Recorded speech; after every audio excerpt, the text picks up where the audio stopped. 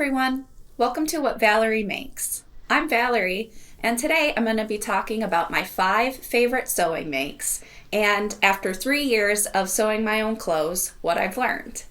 If that sounds interesting to you, then stick around. Let's go. Alright, first I just want to cheers to y'all because I just hit 1,000 subscribers.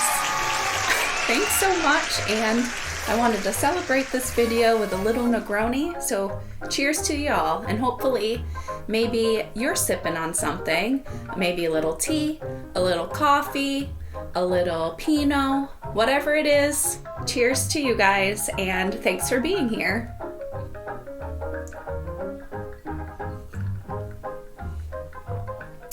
Alright, so coming in at number 5 is my Saltwater Slip Dress by Friday Pattern Company. Now, I guess I'll tell you a little bit about the dress itself first, just really quick. This is going to be not a super in-depth pattern review on all 5 of these makes, just why I like them so much and why they made my top 5 list of favorite things I've sewn. So the Saltwater Slip comes in at number 5, and I put her there because she is probably the most versatile piece in my wardrobe. Now this is in a black crepe back satin. Everybody has sewn, I've seen so many beautiful versions of it, and I was like, I would love a slip dress in black so that I can see how much I wear it, and in black because then it can go with a bunch of the stuff that's already in my wardrobe. So I made it up, and let me tell you, she does not disappoint. This is a size, I graded in sizes because I fall in between a couple different sizes. So I did a large in the bust, a medium in the waist, and an extra large in the hip, because I wanted that like drapier feeling. I didn't want anything too snug around my hip, so I did that. And I like how it fits in the hip.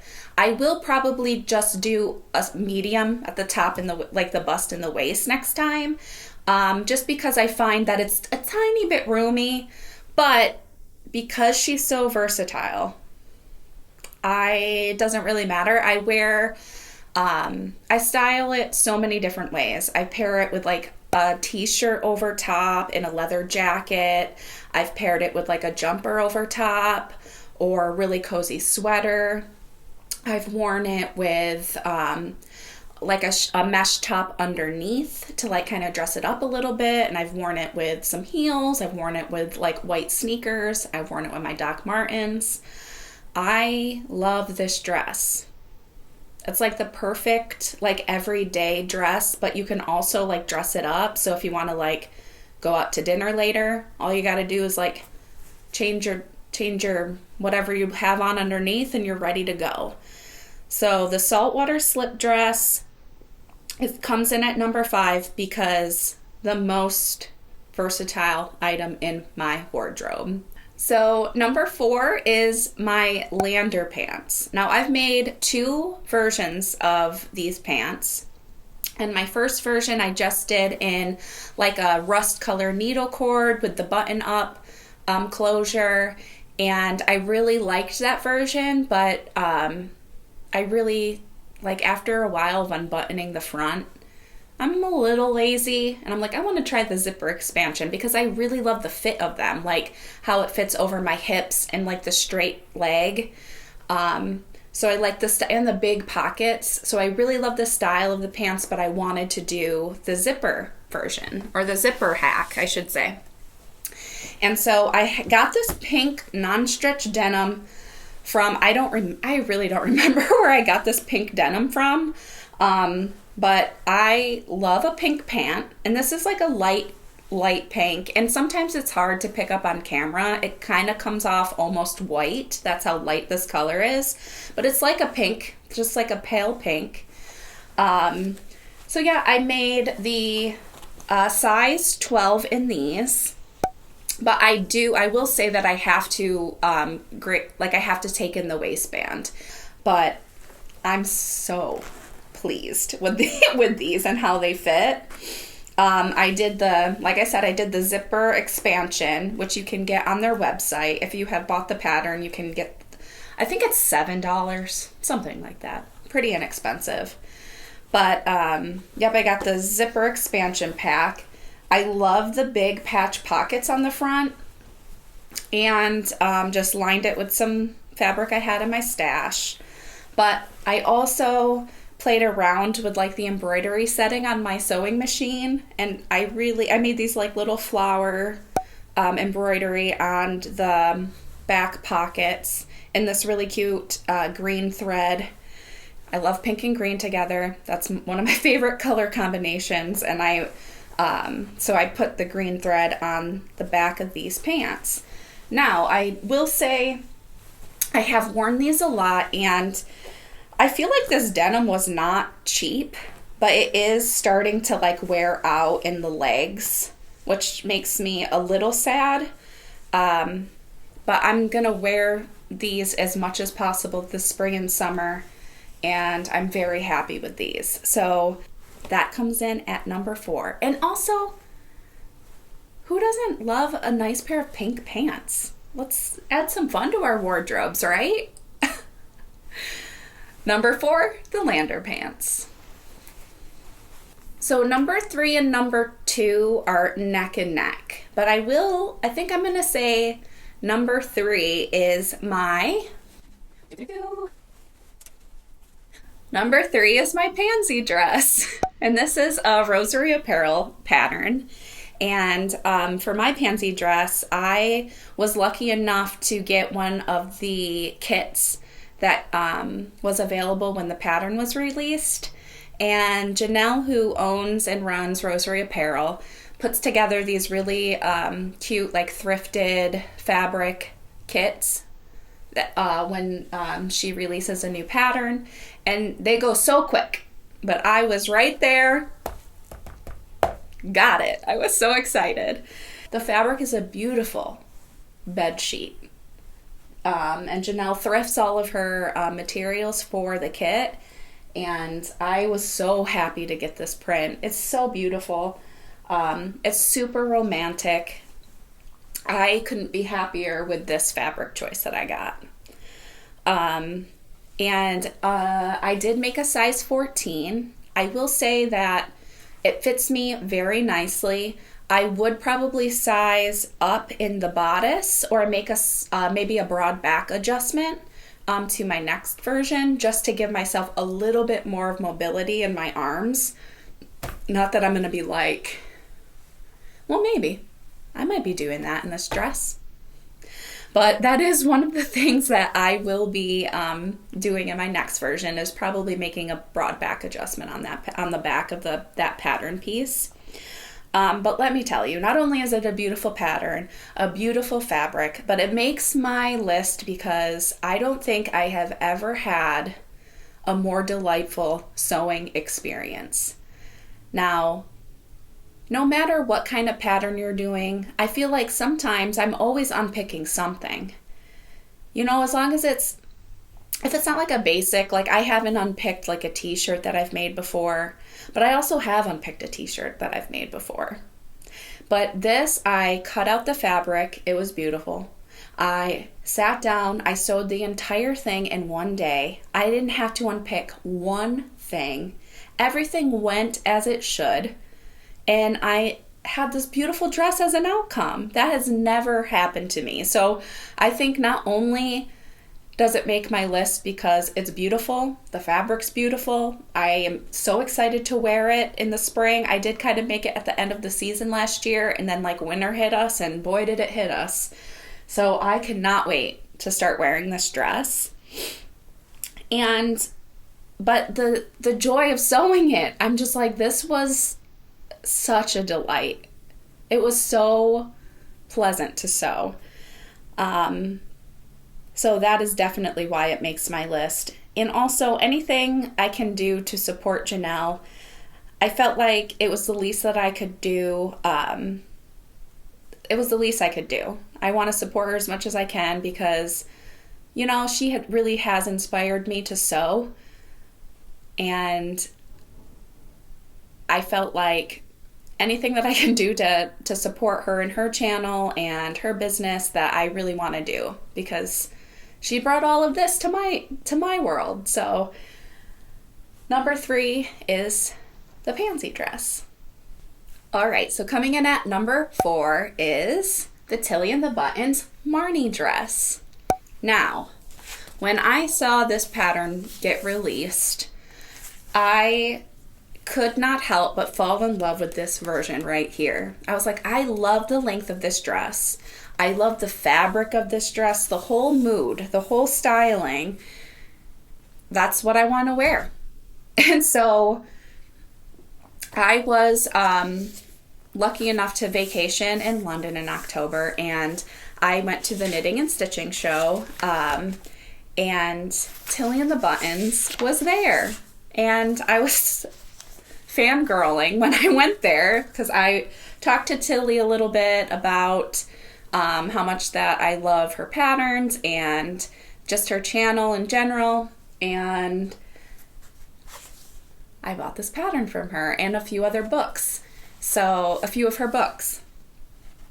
But not only was I able to buy this from Tilly herself, I also was able to go over to another stall, and Fabric Godmother was there selling the same fabric.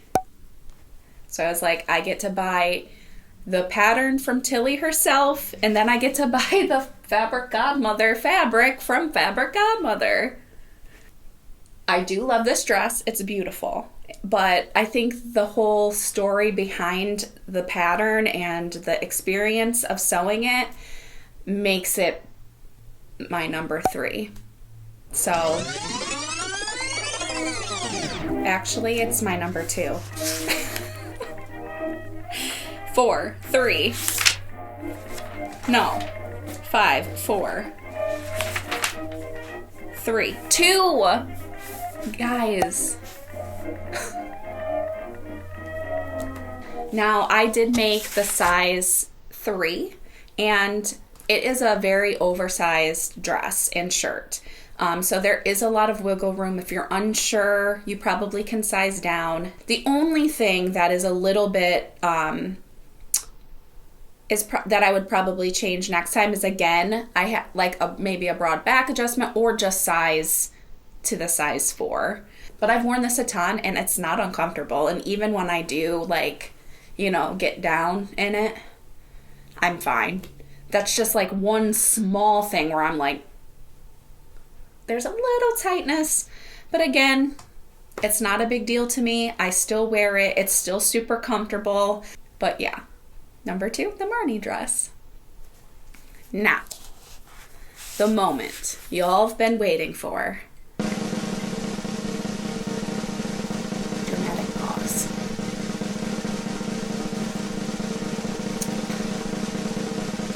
Coming in at number 1 is my Heather blazer. I cannot tell you how much I wear this blazer. Probably everyone is sick of me, who sees me all the time is sick of me wearing it, but guess what? I don't care. I love it, and it goes with everything. Guys, I've paired this with a sports bra and some shorts, and it looks good.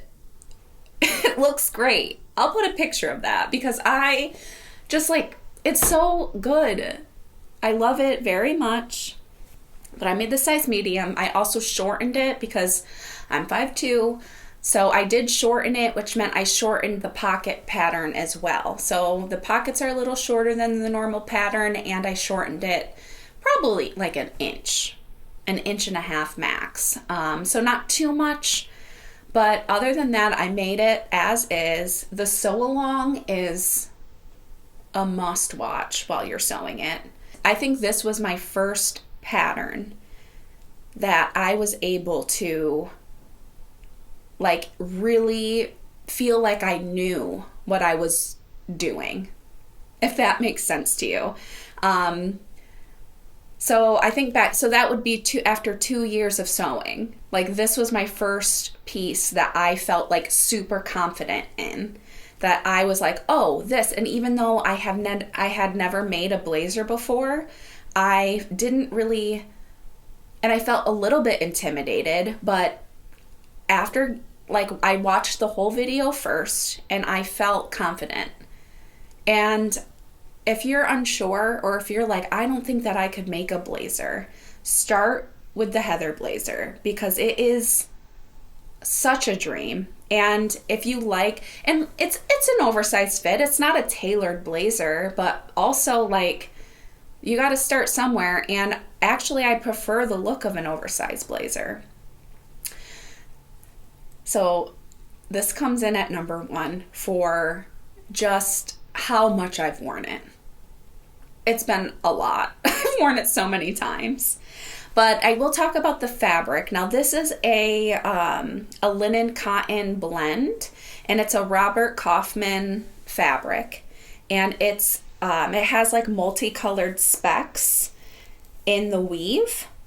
I love the weight of this fabric. I think that it's the perfect blazer weight because it's not too heavy. So sometimes I feel like blazers, I have a couple like ready to wear blazers that I do like, but I don't pick them up as much because, especially in the winter, I have to wear my winter jacket.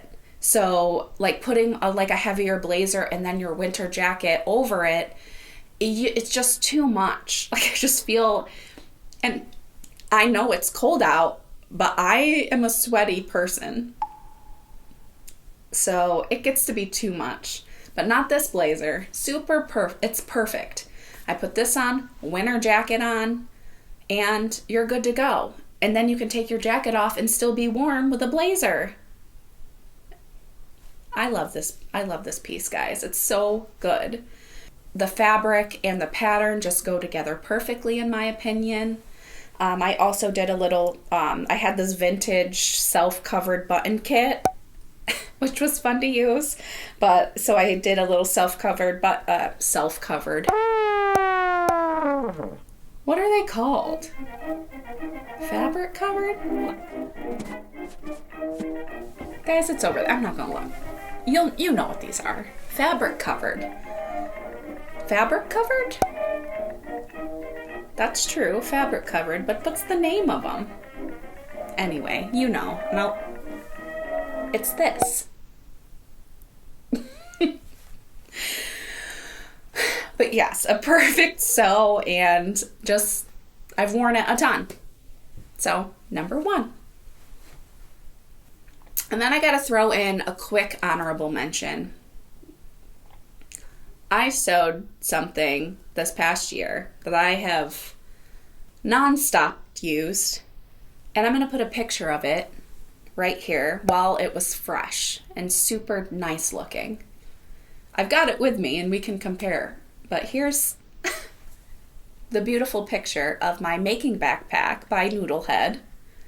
And I got the fabric from Stone Mountain and Daughter, and it's that dry oiled fabric, and I got all the hardware pieces from Wawak, and I used this backpack every day for like 6 months straight, and I love it. Guys, this is what it looks like today. It's not bad, but I need to give it a good cleaning, and I just haven't done it yet. I just need to like get in there, scrub away, but I love it so much. I used some really nice interior fabric for it, a nice floral pattern, but pro tip, if you're going to make a backpack or any tote bag, I'm using mine up now because I had a big roll of it, but I would shy away from white webbing because this stuff gets dirty so quickly, and I need to fix this part. It's coming on. Just got to unpick the seam right here and shove it back in. But I mean, the hardware's so cute. I am so proud of this. And I have some more of this fabric in different colors. And I have a few bags that I want to make with it, but I think I'm going to redo the making backpack because I use this so much, and this is why it has to be on my honorable mention, because just the amount of times I use this backpack. As you can see, look at how dirty it is. The next part of this video is just me kind of talking about what I've learned over the last 3 years, and this will be also really quick. I just wanted to put it in there because these are all very nice pieces. I feel like I did a very good job with the finishing, and they are so wearable and fit into my wardrobe and style really nicely. So I kind of wanted to talk about how I got there, because I didn't really start there. And I don't think anyone does. I don't think anyone who starts sewing knows exactly what it is they want to sew, and they just start sewing and everything's perfect. And I mean, that's the dream, but it's not really reality. So I think that I just kind of want to talk about a few points that I have learned and that I carry with me in my sewing practice now after 3 years. So I think that the very first thing that I had to overcome was sewing the trends, or sewing the indie sewing pattern trends. And while I love supporting indie pattern companies, I need to really stay true to what fits into my wardrobe. And I've done a lot of projects where I've seen so many people make them and they look so good on these people, but when it comes to wearing it, I just don't reach for it. And so I think that that's my first thing that I think about when looking at a pattern is, does it fit into my style, and will I reach for it in my current wardrobe? And then I think the other thing is, there's a lot of information out there about different fabrics and what is necessarily beginner friendly. And while I completely agree with sewing with a cotton poplin is probably a really great beginner sewing fabric, I also think that, playing around with different fabrics, you learn a lot. So instead of kind of pigeonholing yourself into, well, I'm a beginner sewist, so I need to stick to cottons and woven fabrics and nothing too slippery, I think it's healthy to kind of dive in and do a little bit, see what you can do. There's some really pick an easier pattern maybe, and then try a little bit more difficult of a fabric to work with. And I say difficult, but give it a go, as long as you feel that the pattern and the fabric is something that you're going to wear and it really fits in with your style and your wardrobe. Give it a go. And I think that kind of fits into my next point, or my next thing that I've learned, is there's no pressure in sewing. If you're sewing for yourself, which I hope you are, but if you're sewing for yourself, there's no pressure. I think that's the thing that's really great about sewing for yourself. It's practice. You're going to fail. Things are not going to come out, but go at it with this is just a piece of fabric. This is just a piece of paper. And if I mess up, then it's a learning experience. I feel like I can do that for myself, and it has helped me in my sewing practice, releasing that pressure and just having fun with it. And if it doesn't work out, it doesn't work out, and and then you won't do that pattern again, or you won't use that fabric again, or the adjustments you need to make for next time. So everything is just a learning experience. Release the pressure. And then another thing that I've learned after 3 years of sewing is how to use all of my fabric. when I go and make the pattern and I cut it out, I normally always have some kind of fabric scrap. And instead of just shoving that aside right away, I leave it out. And then before I start sewing my project, I go, how much is here and what can I do with it? And if it's too small to do anything else with, like another project, I start cutting out squares or scrunchies, or I started making quilted, I'm making book covers and like tablet covers or cases, tablet cases. So I've really been trying to use up all of my fabric scraps after I cut out my project. So that's what I've been doing in my sewing practice, and it has helped me be more mindful about my fabric waste, and also has helped me really think about how much fabric that I need to buy for a project, and also not overbuying, meaning like, oh, this is a pretty fabric, I don't know what I'm going to do with it, I'm going to buy it, and then it just sits in your stash, which there's no problem with that. I have plenty of fabric in my stash, but just being more mindful about using all of my fabric. And then just last but not least, set some boundaries.